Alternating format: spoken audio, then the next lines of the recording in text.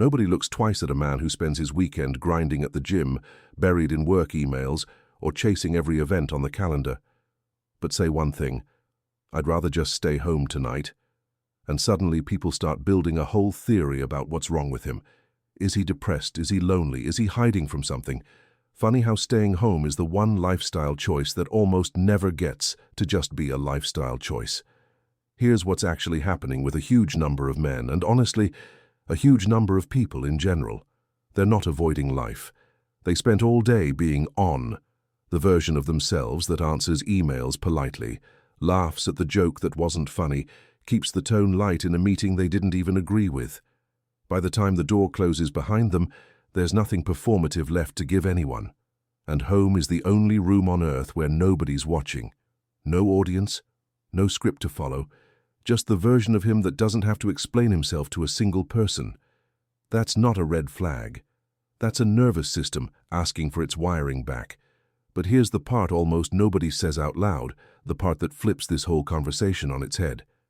The men who genuinely love staying home are, more often than not, the ones who end up with the strongest relationships, not despite staying in, but because of it.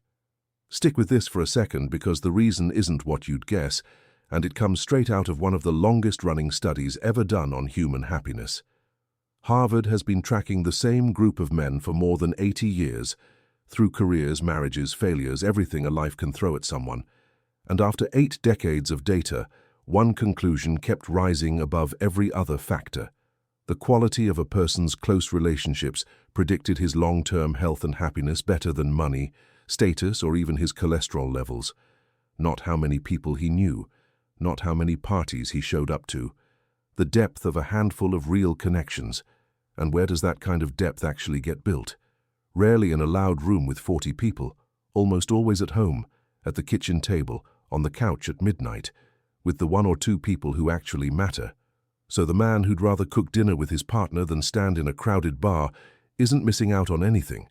He's investing somewhere quieter, somewhere the return doesn't show up on a highlight reel, but shows up 30 years later, still sitting across the table from someone who genuinely knows him. And if you've ever felt that specific pull, that relief when plans get cancelled, that instinct to protect a quiet evening like it's sacred, you already know exactly what this feels like from the inside. You're not broken. You're not boring. You're just building something that never needed an audience to be real in the first place. If this is the first time someone's put into words what you've felt for years, that's usually the moment worth marking.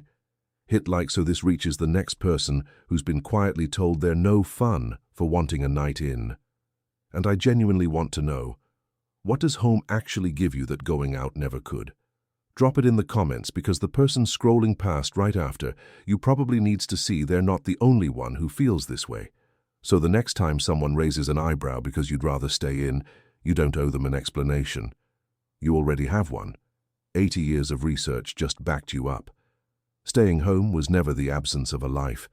For a lot of men, it's where the realest part of theirs actually happens.